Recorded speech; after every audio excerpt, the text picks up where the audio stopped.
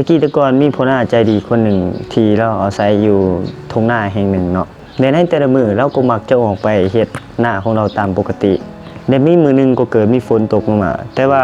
มือนั้นพ่อหน้าก็ออกไปเฮ็ดหน้าของเราตามปกติแต่ในการที่เราออกไปเฮ็ดหน้ามือนั้นเราได้แนมไปเห็นงูตัวหนึ่งที่กำลังนอนคดหนาวสั่นอยู่กลางสายฝนย้อนการที่ว่าเราเป็นคนใจดีและมักช่วยเหลือคนอื่นเมื่อเราเห็นงูเห่าตัวนั้นนอนคดหนาวอยู่คืนนั้นเราก็ได้เกิดความรู้สึกสงสารได้คิดอยากจะช่วยเหลืองูเห่าตัวนั้นเราจึงตัดสินใจที่จับเอางูตัวนั้นขึ้นมาไว้อ้อมแขนของตัวเองเพื่อหวังว่าเฮ็ดให้มันได้รับไออุ่นจากตัวเองเฮ็ดให้มันสามารถมีแรงดีขึ้นกว่าเก่าและเมื่อเวลาผ่านไปรุนเติบงูเห่าตัวนั้นก็เกิดมีแห้งขึ้นมาแล้วมันก็ได้ย่อข้อขึ้นและก็กัดไปที่แขนของพ่อหน้าคนนั้นเฮ็ดให้พ่อหน้าคนนั้นรู้สึกเจ็บปวดและล้มลงไปในทุ่งนาแห่งนั้นและสุดท้ายพ่อหน้าก็ได้เสียชีวิตลงโดยที่งูเห่าตัวนั้นบ่ได้สนใจเลยว่าพ่อหน้าคนนั้นเป็นคนที่ซอยเรือมันไว้ซอยมันหลุดพ้นออกจากความหนาวเย็นหลังจากที่พ่อหน้าเสียชีวิตมันก็ได้เลื่อยหนีไปเฮ็ดคือบ่มีหยังเกิดขึ้นนิทานเรื่องนี้กำลังจะบอกให้เฮาฮู้หยังกำลังสิบอกให้เฮาได้เรียนรู้เกี่ยวกับสิ่งใด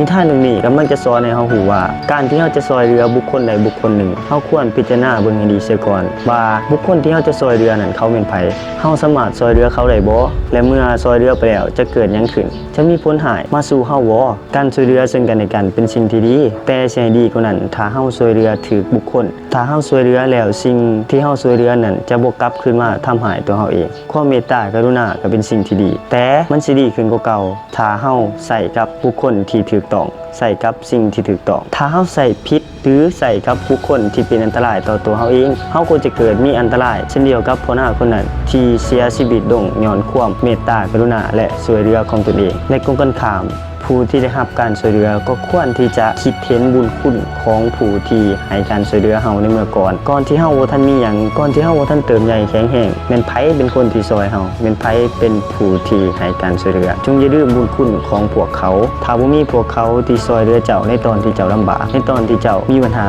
ตัวเจ้าจะเป็นแนวใดการตอบแทนบุญคุณบ่ได้หมายความว่าจะต้องซื้อวัตถุสิ่งของหรือให้เงินค้ำแต่การที่เจ้าให้ความเคารพนับถือและให้เกียรติเขาเจ้าส่ำนั้นก็เป็นการคิดเห็นบุญคุณแล้วและผู้ที่ให้การช่วยเหลือก็ไม่ได้ต้องการหยังใดนอกจากสิ่งนั้นฉะนั้นแล้วก่อนที่ท่านจะช่วยเหลือบุคคลใดบุคคลหนึ่งท่านควรคิดพิจารณาเบิ่งให้ดีเสียก่อนถ้าหากการช่วยเหลือของท่านมันนำผลหายมาสู่ตัวของท่านเองก็ถือว่าเป็นการช่วยเหลือที่ผิดพลาดผู้ที่ได้รับการช่วยเหลือก็ควรที่จะคิดเห็นบุญคุณบ่เนรคุณหรือบ่ทรยศหักหลังคนที่ให้การช่วยเหลือเจ้าดังนั้นการช่วยเหลือจะมีคุณค่าก็ต่อเมื่อบุคคลที่รับการช่วยเหลือเห็นคุณค่าในการช่วยเหลือของเจ้านั้นอย่าให้การช่วยเหลือของท่านเป็นดังกับพ่อหน้าคนนั้นที่นำผลหายมาสู่ตนเอง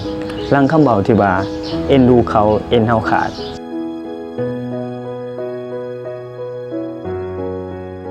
ข้อยหวังว่าความคิดนี้หรือขอคิดนี้จะเป็นแง่คิดและเป็นประโยชน์ให้กับทุกๆท่าน